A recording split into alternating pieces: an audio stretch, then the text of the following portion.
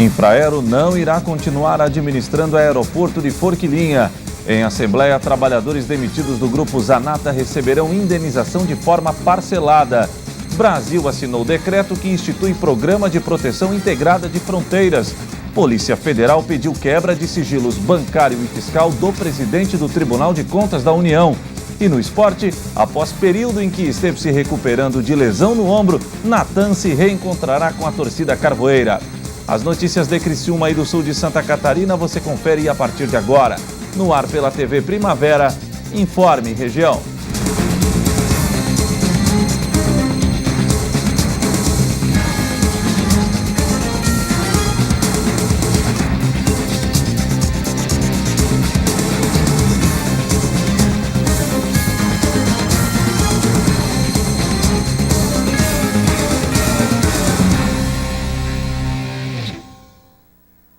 Hoje, quinta-feira, 17 de novembro de 2016. Para você que sintoniza a tela da TV Primavera, uma boa noite.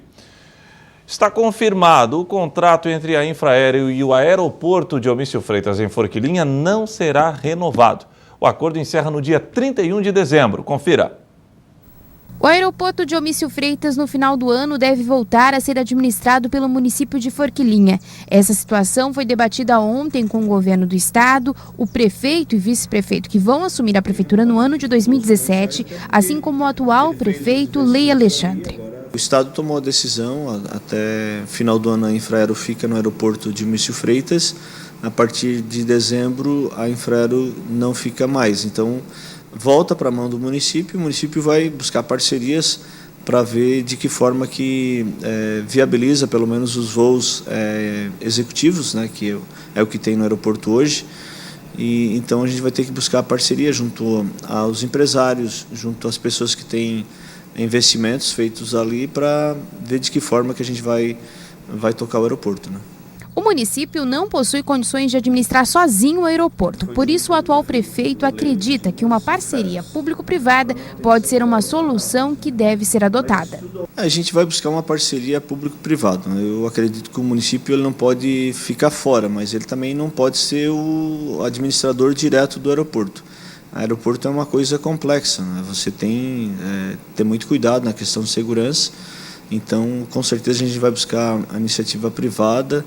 Pode ser que até mesmo a Infraero decida permanecer com uma equipe menor, mas fazendo a gestão do aeroporto, cuidando dessa parte, pelo menos dos voos executivos, né? A possibilidade de que novas empresas possam assumir os voos comerciais no aeroporto não está descartada. E esse pode ser a solução para manter o aeroporto Dionísio Freitas em funcionamento. Há algumas empresas que poderiam estar operando aqui. Agora, isso também quem teve olhando isso mais de perto foi o Kleber, que tem o posto de abastecimento ali no aeroporto. E eu acredito que vai ser dessa forma. Como eu disse, não é o município só que vai atrás de empresas que possam vir operar.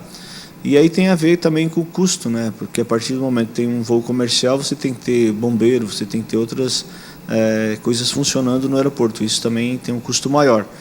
Então vai ter que fazer uma grande avaliação, né, juntamente com toda a comunidade de Forquilinha, com empresários que têm investimentos ali, como eu falei, e ver de que forma que nós vamos administrar o aeroporto a partir de janeiro. Em assembleia, trabalhadores demitidos pelo grupo Zanata aceitaram receber suas indenizações de forma parcelada. Acompanhe na reportagem de Morgana Salvador. Os trabalhadores que foram demitidos do grupo Jorge Zanata realizaram ontem uma nova negociação para definir um novo repasse de valores para os empregados que foram desligados do grupo empresarial. Temos aí na média de 400 trabalhadores que foram demitidos a partir de julho. De lá para cá já houve uma negociação, já tem um parcelamento sendo efetuado que vai até abril, e a gente reabriu uma negociação com a direção da empresa a partir de uns 30 dias atrás, onde culminou com a assembleia de ontem, aqui no nosso sindicato, dia 16. A gente fez uma outra negociação, onde o grupo empresarial Jorge Zanata vai disponibilizar, das rescisões de contrato de trabalho, mais 2 milhões, que vai ser pago em 5 parcelas. Com esses 4 milhões que já estão programados para pagar os trabalhadores, ainda não é o suficiente para quitar todas as rescisões que ainda estão em aberto. está muito longe ainda. Na verdade, as rescisões de contrato de trabalho que o grupo tem com os trabalhadores gira em torno hoje de 15 a 16 milhões. Então já foi feita uma negociação lá em setembro, onde culminou aí com quase 2 milhões, que está sendo pago até abril, e agora outra negociação com mais 2 milhões, que também vai ser pago até junho. Porque a empresa tem expectativa, e nós também, os trabalhadores e também o nosso sindicato, a expectativa de, dentro da recuperação judicial, tem um ativo que é da Industrial de Plásticos Zanata, que é a INSA, de ser vendido. Aí sim, se for vendido o ativo rapidamente, aí será pago todos os trabalhadores, quitando todos os seus créditos. Os trabalhadores, além destes repasses que vêm acontecendo para o pagamento das rescisões, também já receberam alguns direitos trabalhistas. Até esse momento foi liberado as guias do FGTS, foi liberado as guias do seguro-desemprego, e agora teve as duas negociações que o sindicato, juntamente com uma comissão de trabalhadores, implementou, que foi aquele, como eu disse há pouco, aquele acordo lá em setembro, que vai até abril, e agora o acordo que culminou com a Assembleia de ontem, que vai até junho. A seguir, Polícia Federal pediu quebra de sigilos bancário e fiscal do presidente do Tribunal de Contas da União.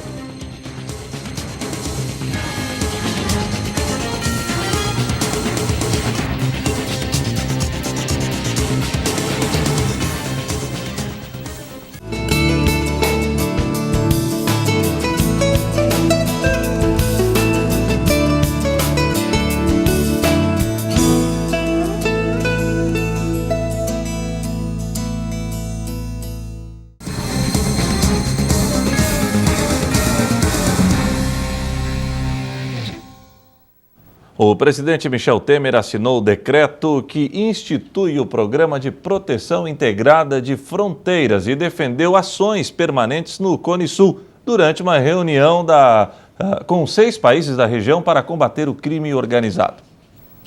Durante cerca de 3 horas e meia, os ministros dos países que integram o Cone Sul, formado por Brasil, Argentina, Bolívia, Chile, Paraguai e Uruguai, discutiram medidas para combater crimes cometidos na fronteira, como narcotráfico, contrabando e o tráfico de armas e de pessoas. O presidente Michel Temer afirmou que o Brasil está mobilizando os poderes executivo, legislativo e judiciário para enfrentar a questão da segurança no país. Talvez a solução é que hajam meios e modos de que estas operações sejam permanentes, para que se recolha a criminalidade na medida em que saibam que esta não é uma atuação episódica, transitória, mas é uma operação permanente. O ministro das Relações Exteriores, José Serra, disse que o presidente Michel Temer assinou o decreto criando o Programa de Proteção Integrada de Fronteiras, que vai reunir órgãos de inteligência e de segurança para combater crimes típicos da fronteira. Para José Serra, é preciso mais que repressão. A fronteira tem que ser um fator de integração e de desenvolvimento. Essa é a nossa perspectiva.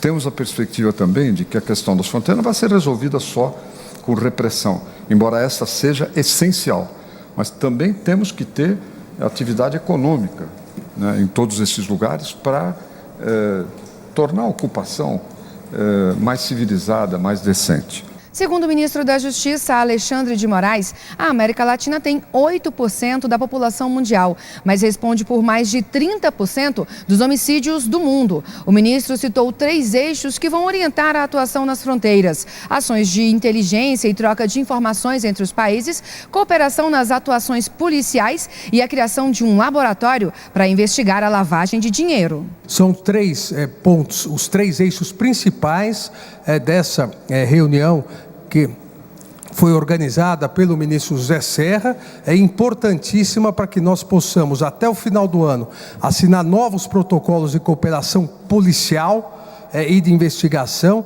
já para 2017 termos uma nova forma de combate ao crime transnacional.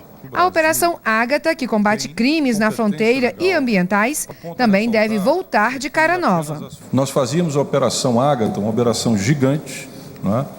Que era realizada uma vez por ano. Mas isso a tornava previsível. Então, no futuro, a Operação Ágata será surpresa, será de pequena duração, será muito apoiada em termos de inteligência e ela vai ser cada vez mais imprevisível. A Polícia Federal pediu a quebra dos sigilos bancário e fiscal do presidente do Tribunal de Contas da União, Haroldo Cedras, do filho dele, o advogado Tiago Cedras, e do ministro do TCU, Raimundo Carreiro. A acusação é baseada na delação de Ricardo Pessoa, dono da empreiteira UTC. O empresário disse à Lava Jato que houve repasse de R$1 milhão a Tiago Cedras, filho do presidente do Tribunal de Contas da União, para obter informações privilegiadas sobre processos julgados no TCU que envolvessem a empreiteira UTC.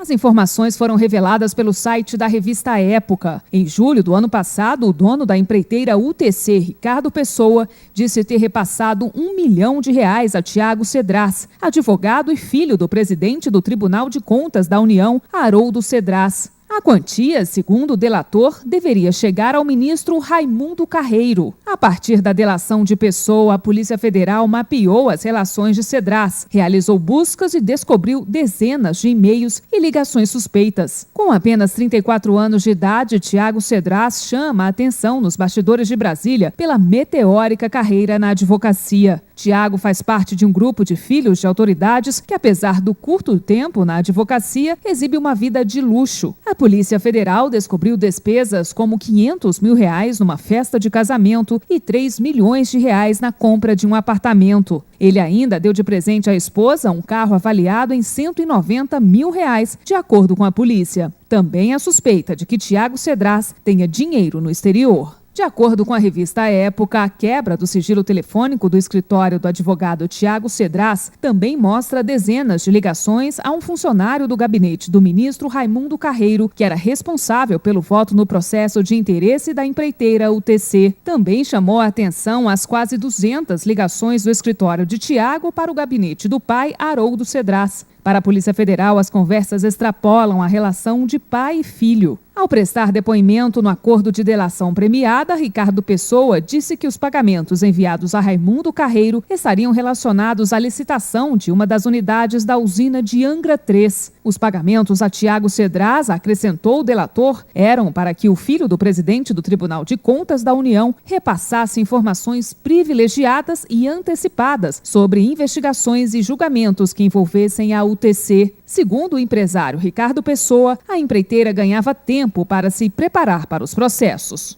Em junho deste ano, o ministro Teori Zavascki, do Supremo Tribunal Federal e relator da Lava Jato, autorizou a denúncia da Polícia Federal e da Procuradoria-Geral da República que o ministro Haroldo Cedras prestasse depoimento em um inquérito que investiga Tiago Cedras, Raimundo Carreiro e integrantes do PMDB. Como ninguém pode ser condenado apenas com a palavra de um delator, investigadores se concentram em mapear o caminho do dinheiro como forma de confirmar a relação entre a empreiteira UTC e o Tribunal de Contas da União. A seguir, após período em que esteve se recuperando de lesão no ombro, Natan se reencontrará com a torcida carvoeira.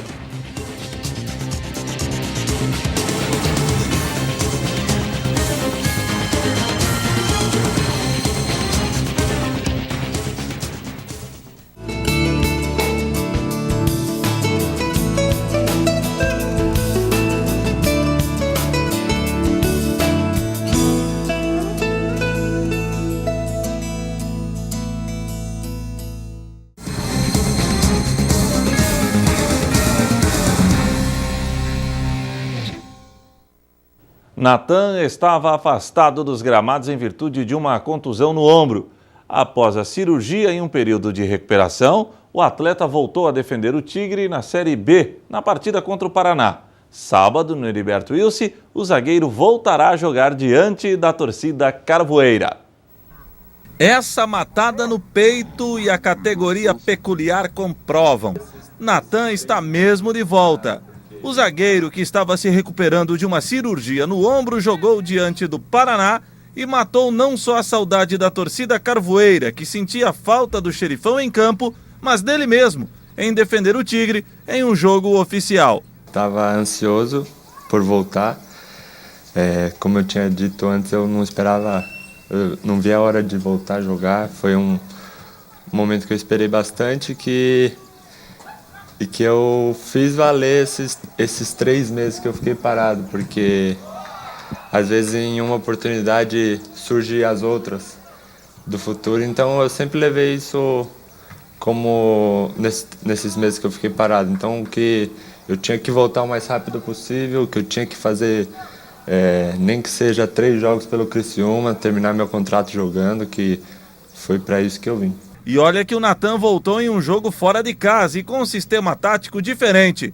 Contra o Paraná, o técnico Roberto Cavalo mandou o time a campo com 3 zagueiros, o que ainda não havia ocorrido durante a temporada.